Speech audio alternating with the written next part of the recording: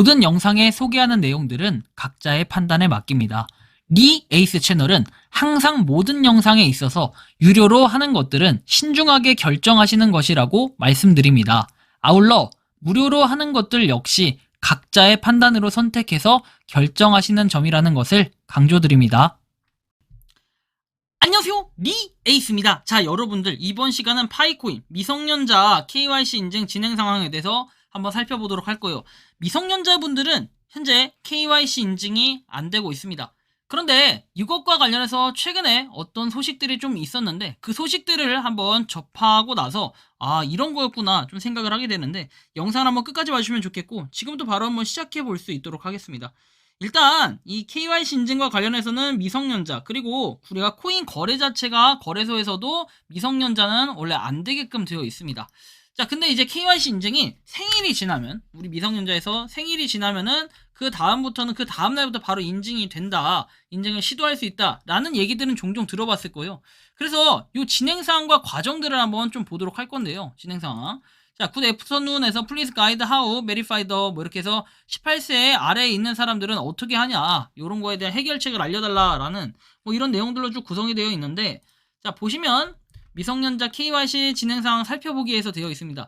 이거 먼저 공유 드리기 전에 본 내용은 텔레그램 이 캔리님 시크릿파이 캔리님 채널에서 좀 가져온 그런 일부 내용이니까 한번 살펴보시면 좋겠고, 출처를 반드시 남겨야 되는 이런 부분이 있다 보니까 이렇게 좀 참고해 주시면 좋겠습니다.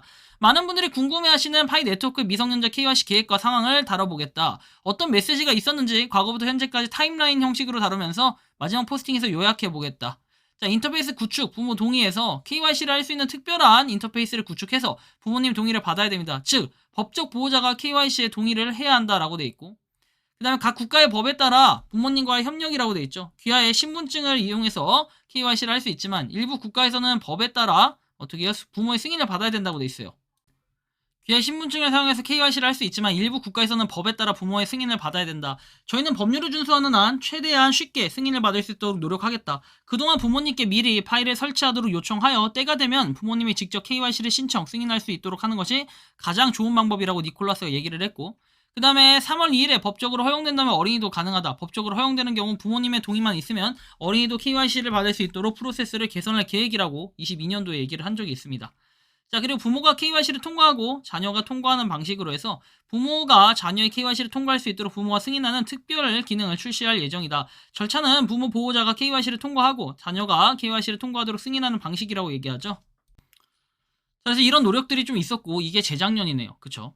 그리고 나서 크립토킹님과 뭐 이렇게 대화를 했던 내용들을 좀 볼 수 있는데, 이건 이제 23년도 내용이죠. 23년도 10월 10일 이때 당시 내용들인데, 이 진행사항 그 다음에 12월 달 내용들을 쭉 보면은 일단 10월 10일에 이런 내용이 나와요. 현재로서는 언제쯤 가능할지 예상할 수 있는 업데이트가 없다. 현재 팀에서는 차단된 파이오니어를 해제하기 위해 노력하고 있다라고 얘기했고, 그 다음에 보면 12월 16일 여러 법 관련 조사 이후에 매우 복잡해짐에서 비공개 AMA에서는 이렇게 얘기합니다. 청띠아오는 이 기능은 여러 법률과 관련이 있으며 지역마다 차이가 있습니다. 코어팀은 이 기능을 구축할 의향이 있으며 변호사 및 제품팀과 이 기능에 대해 논의하는 데 시간을 보냈다. 이 기능의 설계는 처음부터 법률을 이해하고 이러한 요구사항을 제품 설계에 통합해야 되기 때문에 조사 후에 훨씬 더 복잡해졌다. 또한 이 기능으로 인해 영향을 받는 개척자의 비율을 고려해야 되기 때문에 다른 KYC 작업이 더 우선시되고 있다는 내용도 나와요.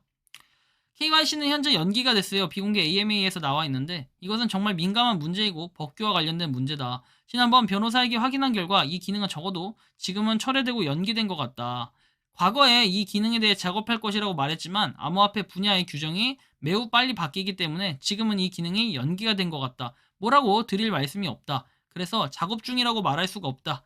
자, 그리고 이렇게 법이 너무 빨리 바뀌어서 규제가 명확해야 되고 일단은 연기된 것 같다. 미래에는 모든 채굴자가 KYC를 하도록 법이 나올 수 있도록 하겠지만 지금은 모르겠다. 이에 대한 타임라인이 없다. 그러니까 뭔가 명확한 그런 방향성이 전혀 없다라는 거예요.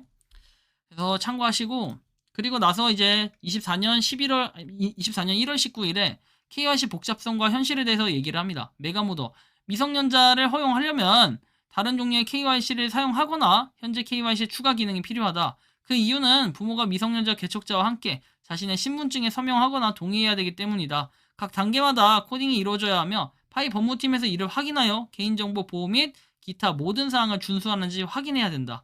많은 국가에서 미성년자를 위한 다양한 개인정보 보호법이 존재하며 심지어 주마다 또는 지역마다 어떤 종류의 프로그램에 들어가야 하는 개인정보 보호법이 다르다. 물론 이런 종류의 KYC도 현재의 KYC와 마찬가지로 동일한 법적 제재를 받아야 된다라는 내용도 있습니다.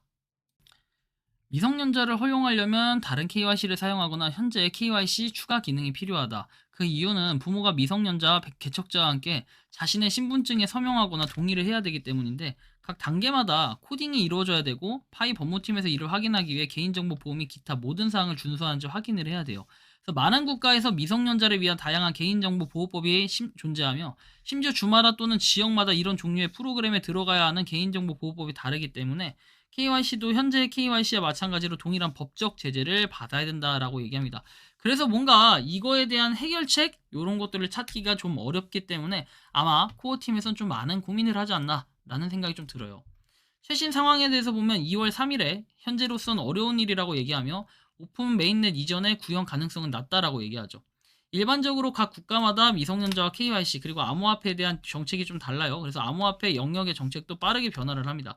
따라서 현재의 자원과 여러 국가의 규정, 특히 채굴자에 관한 규정을 준수해야 하는 필요성을 고려할 때 미성년자를 위한 KYC를 구현하는 것은 매우 어려운 일입니다. 따라서 그래서 저희는 이것이 오픈 메인넷 이전에 반드시 필요한 기능이 아니라고 판단을 해서 로드맵에 포함되어 있지 않다. 다시 말해 이 기능 때문에 전체 커뮤니티가 오픈 네트워크를 보류하는 것은 합리적이 않다고 생각을 했고 오픈 네트워크는 그렇지 않다. 다시 한번 말씀드리지만 오픈 네트워크는 많은 것에 적용이 된다. 나중에 오픈 네트워크가 중요한 이벤트라고 말씀드리겠지만 오픈 네트워크는 모든 것이 멈추는 시기가 아니다.